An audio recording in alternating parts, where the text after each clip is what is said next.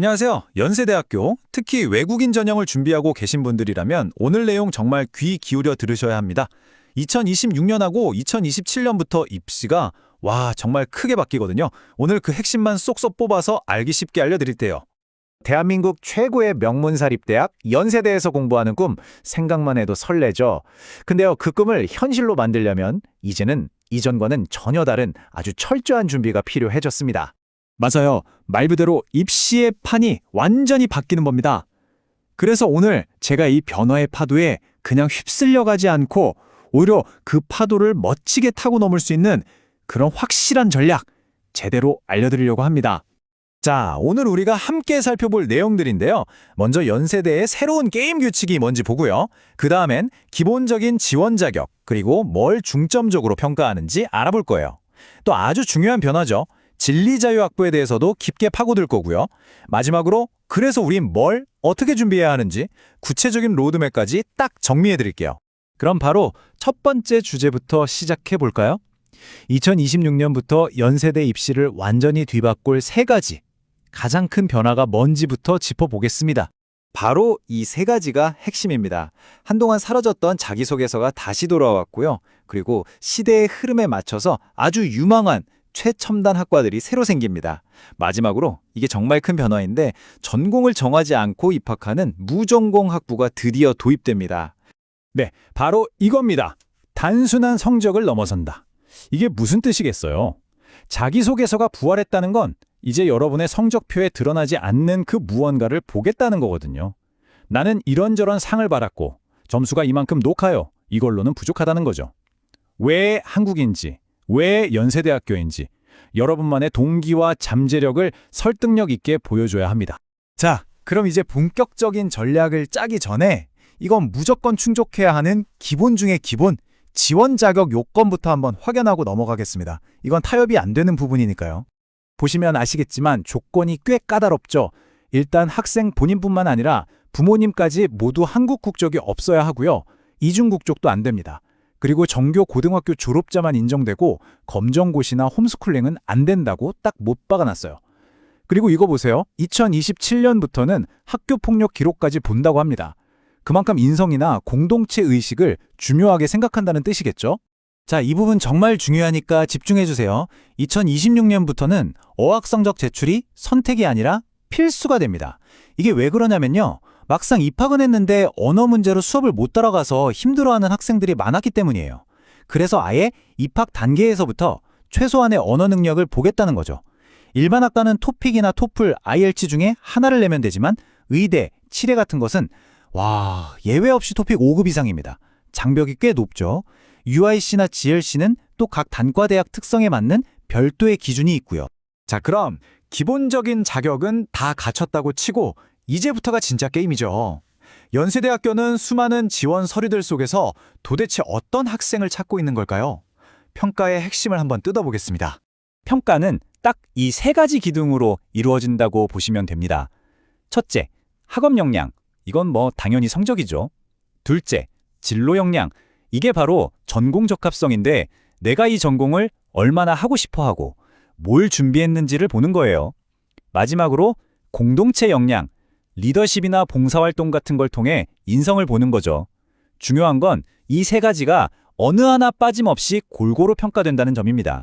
특히 언더우드 국제대학 UIC를 생각하는 분들은 정말 큰 변화를 맞이하게 됐습니다. 이전까지는 영어 면접이 있었잖아요. 이게 없어지고 이제 100% 서류로만 평가합니다. 자, 그럼 이게 뭘 의미할까요? 맞습니다. 이제 여러분의 생각과 논리를 보여줄 수 있는 유일한 방법이 바로 에세이 하나만 남았다는 뜻입니다. 네, 바로 이거죠.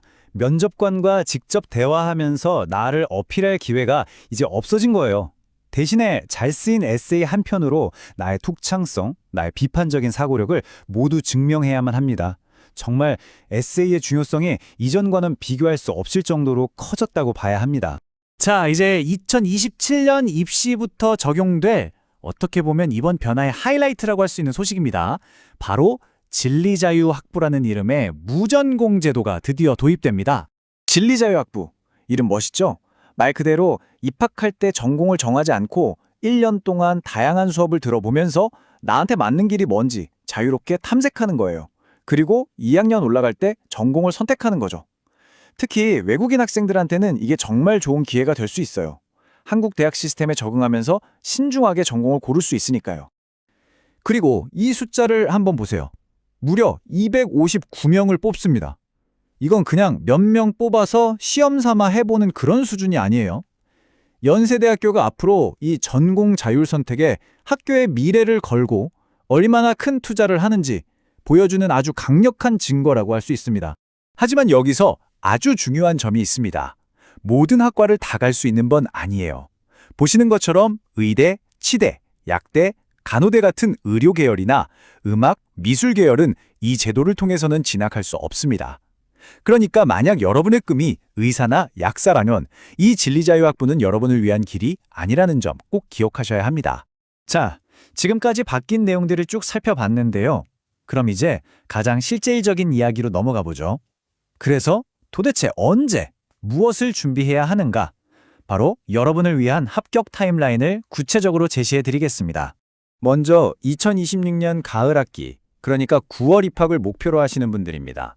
사실상 준비가 거의 시작됐다고 봐야죠. 내년 2월까지는 토픽이나 토플 같은 어학 성적을 반드시 만들어 넣어야 하고요. 3월 한 달 동안 자기소개서 쓰고 온라인 접수까지 마쳐야 합니다. 그리고 모든 서류를 4월 초까지는 우편으로 보내야 하니까 시간 관리 정말 잘 하셔야 해요. 다음은 2027년 봄학기, 즉 3월 입학을 준비하는 분들입니다. 이분들은 내년 상반기까지는 학교 성적, GPA 관리에 집중하면서 여러 활동 증빙 자료들을 차곡차곡 모아두셔야 해요. 그리고 여름방학 때 오늘 말씀드린 진리자유학부 같은 새로운 학과들을 분석하면서 자기소개서 초안을 잡아보는 거죠. 그리고 9월에 원서 접수, 12월에 합격자 발표, 이런 흐름으로 진행됩니다. 그리고 제가 정말 중요한 행정 팁 하나 드릴게요. 여러분, 아포스티우나 영사 확인 이거 절대로 미루시면 안 됩니다.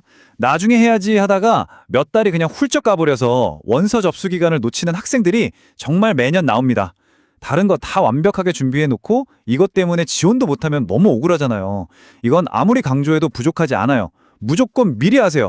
자, 그럼 오늘 말씀드린 모든 내용을 딱 3가지 최종 합격 전략으로 정리해 보겠습니다. 첫째, 서류는 완벽하게 아포스티부터 재정증명까지 작은 실수 하나가 결과를 바꿀 수 있습니다. 둘째, 여러분만의 스토리를 만드세요. 자기소개서는 스펙 나열이 아니라 왜 연세대가 나를 뽑아야 하는가를 보여주는 한 편의 영화 예고편 같아야 합니다. 셋째, 언어는 미리 끝내세요. 특히 토픽 4급, 5급은 합격의 조건이 아니라 입학 후에 살아남기 위한 생존 도구라는 거 잊지 마세요. 이제 공은 여러분에게 넘어갔습니다. 오늘 제가 펼쳐드린 이 새로운 입시 지도를 손에 쥐고 여러분은 어떤 이야기를 써내려가시겠습니까? 연세대학교가 추구하는 진리와 자유라는 가치에 여러분이 얼마나 걸맞은 인재인지 이제 여러분의 이야기로 직접 증명해 볼 시간입니다.